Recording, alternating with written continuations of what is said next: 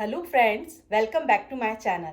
Friends, ये कहा जाता है कि इंग्लिश को इम्प्रूव करने के लिए आपको बुक रीडिंग करना चाहिए। सो फ्रेंड्स, बुक रीडिंग करना तो बहुत ही इम्पॉर्टेंट है, लेकिन उससे भी ज़्यादा इम्पॉर्टेंट और मायने ये रखता है कि आप जितने भी पेजेस डेली पढ़ते हैं, एक या दो या तीन, उनमें से जो भी कीवर्ड्स हैं उसमें यूज हुए फ्रेजल वर्ब, इंग्लिश एक्सप्रेशन और इडियम को अपनी डेली लाइफ में कितना यूज़ कर रहे हैं और वो आपकी इंग्लिश लर्निंग जर्नी में कोई वैल्यू ऐड कर रहा है या नहीं, ये बहुत इंपॉर्टेंट चीज़ है।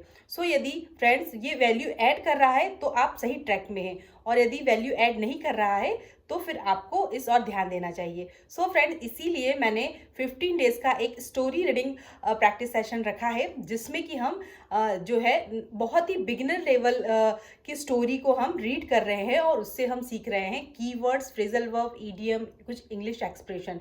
और सेकेंड पार्ट में हम जो है उसके सारे यूजेस और सेंटेंस फॉर्मेशन भी देखते हैं। सो फ्रेंड्स, यदि आपने मेरे चैनल को अभी तक सब्सक्राइब नहीं किया है, so please do subscribe my channel. और एक और चीज़ कहना चाहूँगी कि सबसे पहले जो भी बुक उठाएं, बिल्कुल ईजी बुक उठाएं। हमें शेक्सपियर जैसी इंग्लिश नहीं बोलनी, हमें डेली लाइफ में जो कन्वर्सेशन करना है उस टाइप की इंग्लिश बोलनी है। सो इसलिए पहले फ्रेंड्स आप इजी बुक उठाएं, उसके बाद जब आप इजी बुक्स को अच्छे से समझने लग जाए, तब आप सेकेंड स्टेप में जाकर थोड़ी सी डिफिकल्ट बुक उठाएं। सो फ्रेंड्स, अब हमारे इस प्रैक्टिस सेशन को स्टार्ट करते हैं। और यदि आपने मेरे चैनल को अभी तक सब्सक्राइब नहीं किया है, please do subscribe my channel, और जिससे कि आपका कोई भी वीडियो मिस ना हो और आपको नोटिफिकेशन भी मिलता रहे।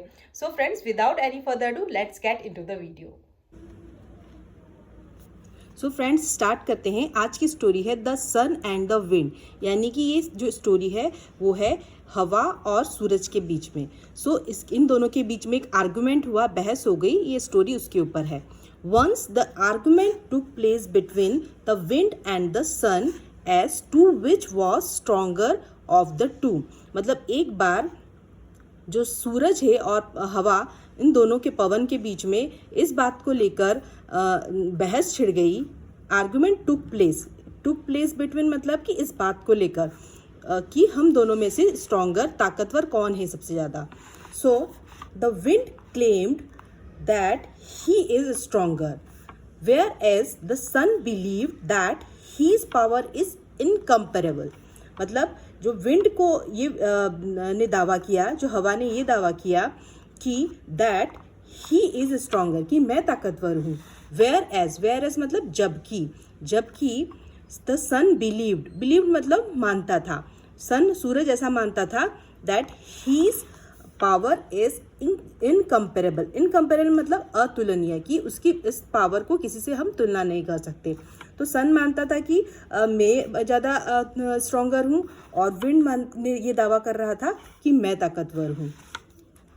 With no end to the difference of opinion, the sun and the wind realized that they had to practically prove themselves। यानी कि जब किसी भी आर्गुमेंट का, जो सॉल्यूशन का, बहस का कोई भी एंड नहीं होता है, ख़त्म नहीं होता है, तो उसे कहते हैं the difference of opinion. The difference of opinion मतलब होता है मतभेद उत्पन्न होना। तो जब ये जो मतभेद उत्पन्न हुआ और उसका कोई अंत नहीं हो रहा था, with no end, so the sun and wind दोनों ने ये रियलाइज़ किया, ये महसूस किया that they had to practically prove themselves. तो हम दोनों को क्या करना पड़ेगा, प्रायोगिक रूप से ये साबित करके दिखाना पड़ेगा कि कौन सबसे ज़्यादा स्ट्रोंगर है। जस्ट देन, तभी, दे सॉ अ मैन, उन्होंने एक आदमी को देखा, वॉकिंग डाउन द रोड मतलब कि टू स्ट्रॉल, यानी कि टहलते हुए, गुजरते हुए रोड पर। तो जस्ट देन, तभी, they saw a man walking down the road, उन्होंने देखा कि एक आदमी गुजर रहा है सड़क पे से। तो द सन सेड, सन ने कहा, टू द विंड से कहा हवा ने, सूरज ने हवा से कहा, लेट्स टेस्ट आवर स्ट्रेंथ, चलो अपनी ताकत की परीक्षा लेते हैं। ऑन दिस मैन मतलब इस आदमी के ऊपर अपनी ताकत की परीक्षा लेकर देखते हैं कि कौन ज़्यादा स्ट्रोंगर है। हुसोएवर मतलब जो कोई भी, हुसोएवर मतलब जो कोई भी, can force him to take off his jacket shall be considered the winner. जो कोई भी whosoever कैन फोर्स्ड हिम, उसको बाध्य कर देगा। टेक ऑफ एक यहाँ पर एक फ्रेजल वर्ब है जिसका मतलब होता है रिमूव या उतारना। रिमूव जैकेट को उसके उतारने में सक्षम हो जाएगा। शैल बी कंसिडर्ड, उससे मान लिया जाएगा। कंसिडर्ड यानी मान लिया जाना। द विनर, उसे विजेता मान लिया जाएगा। The wind took the first turn, और इस चीज़ से लेकर हवा को फर्स्ट टर्न मिला। उसने पवन को उन्होंने फर्स्ट चांस दिया, सूरज ने। ही ब्लू स्ट्रॉन्ग विंड्स, इसने बहुत, जो हवा ने बहुत जोर से, फ्लू मतलब होता है फूंकना, बहना, तो उसने बहुत जोर से स्ट्रॉन्ग विंड, हवा, तेज हवा बहना स्टार्ट कराया। But the harder he blue the more the man wrapped his jacket around his body. मतलब जितना ज़्यादा पवन, जो हवा है वो बहने लगी, उससे उतना ही ज़्यादा उस आदमी ने अपने जैकेट को अपने बदन से, अपने बॉडी से ओढ़ना स्टार्ट कर दिया और उसे अच्छे से पकड़कर उसे रैप्ट करना, ओढ़ना स्टार्ट कर दिया। एंड अल्टीमेटली मतलब यहाँ होता है फाइनली और एट लास्ट, मतलब कि आखिरकार। आउट ऑफ शीर डिस्गस्ट मतलब अत्यंत घृणा, डिस्कस मतलब घृणा, शीर मतलब अत्यंत घृणा, आउट ऑफ शीर डिस्गस्ट अत्यंत घृणा, एंड एम्बेरेस्ड मतलब शर्मिंदा। तो अत्यंत घृणा और शर्मिंदा के साथ द विंड गेव अप मतलब कि हवा ने छोड़ दिया कि अब मुझसे नहीं हो रहा है, अब मैं इस चीज़ को नहीं कर पाऊंगा। तो ये भी एक फ्रेजल वर्ब है जिसे हम वीडियो के सेकंड पार्ट पर हम बहुत अच्छे से डिस्कस करेंगे। गिव अप का मतलब होता है कि stop trying to do something, या यदि हमसे कुछ चीज़, कठिन चीज़ है वो नहीं हो रही है तो उसे छोड़ देना, इसे कहते हैं गिव अप। और टू क्विट मतलब उसे क्विट कर देना। Then it was sun's chance, अब किसका चांस था? विंड ने तो अपना चांस ले लिया, अब सन का चांस था, सूरज का चांस था। He began to shine brighter and brighter, अब जो सन था उसने कैसा, बहुत ज़्यादा तेज़ चमकीला चमकना स्टार्ट करा, बहुत ज़्यादा गर्मी छोड़ना स्टार्ट करा, तेज़ चमकने लगी, धूप ज़्यादा होने लगी। द ट्रेवलर मतलब होता है मुसाफिर।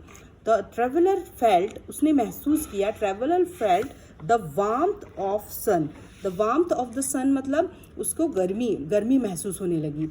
देन ग्रेजुअली मतलब होता है धीरे धीरे। As the sun grew hotter and hotter, धीरे धीरे जैसे ही सूरज जो है वो गर्म होता गया। The man couldn't bear the heat, bear मतलब यहाँ पे होता है सहन करना। तो वो जो आदमी था वो अब कुडंट मतलब कर नहीं पाया, क्या नहीं कर पाया? हीट को, उसकी गर्मी को, ताप को सहन नहीं कर पाया।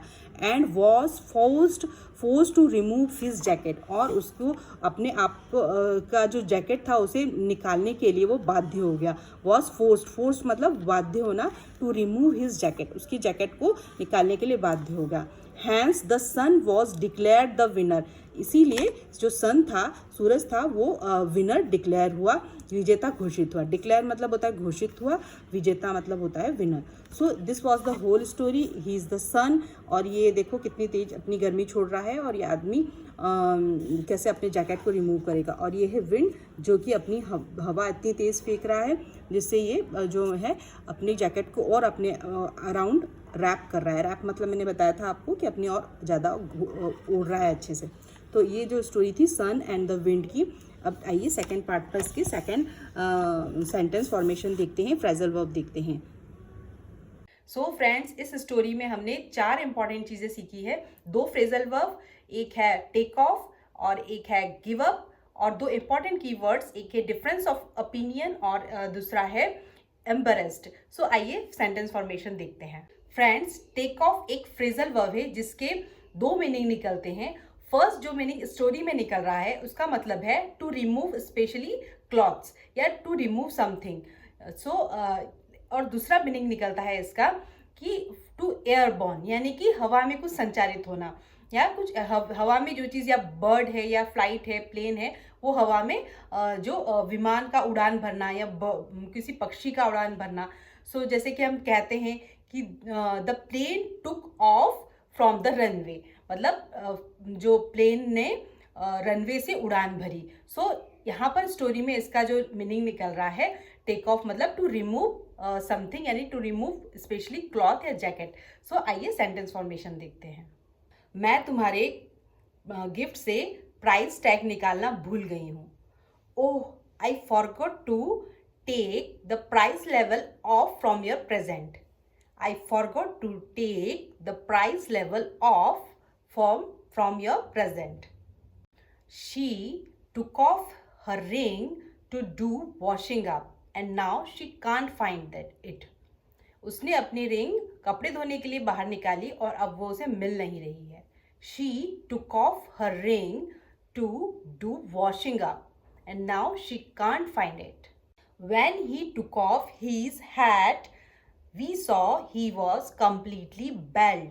Bald यानी होता है गंजा, यानी कि जब उसने अपनी हैट उतारी, टोपी उतारी, तो हमने देखा कि वो पूरी तरह से गंजा था। He took off his hat and we saw he was completely bald. Give up. Give up मतलब होता है to quit और to stop trying to do something. ये बहुत ही खूबसूरत फ्रेजल वर्ब है जिसे कि हम बहुत ही वाइडली डेली यूज सेंटेंस में यूज करते हैं। सो फ्रेंड्स, आइए सेंटेंस फॉर्मेशन देखते हैं। Never give up, try to speak English no matter anyone likes और not, but you be motivated and try to speak English, and after a few years you gonna say thanks to me for this $100 million advice. Next keyword है difference of opinion. Difference of opinion मतलब होता है argument. Argument यानी कि मतभेद, बहस, यानी कि किसी दो व्यक्ति के बीच में किसी भी इम्पॉर्टेंट बात को लेकर या किसी इम्पॉर्टेंट चीज़ को लेकर मतभेद उत्पन्न हो जाना। इसका जो सिनोनिम होता है कॉन्फ्लिक्ट यानी कि झगड़ा, और इसका सेकंड हो सकता है डिस्प्यूट, यानी इसका मतलब भी झगड़ा ही होता है। तो डिफरेंस ऑफ ओपिनियन यानी कि you have a difference of opinion means मतभेद होना। नेक्स्ट कीवर्ड है एम्बैरेस्ड, यानी कि शर्मिंदगी महसूस होना, यानी कि कुछ ऐसा काम हमसे हो जाए जिससे कि हमें शर्मिंदा महसूस हो। सो आइए सेंटेंस फॉर्मेशन देखते हैं। लास्ट नाइट मैं एक पार्टी में गई थी और मुझसे गलती से कोल्ड ड्रिंक जमीन पर गिर गई और इससे मुझे बहुत शर्मिंदगी महसूस हुई। So last night I was in a party and I by mistake I spill cold drink on the floor and I was quite embarrassed about that. और यदि किसी से ऐसा हो जाए सो आप उन्हें ये कह सकते हैं नेवर माइंड इट्स फाइन, यानी कि कोई बात नहीं है, ठीक है, नेवर माइंड इट्स फाइन।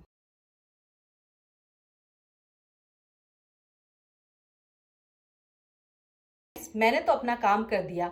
मैंने आपको चैप्टर जो स्टोरी है बहुत अच्छे से डिस्क्राइब कर दी, इसके कीवर्ड्स भी पढ़ा दिए और इससे सेंटेंस फॉर्मेशन भी सिखा दिया।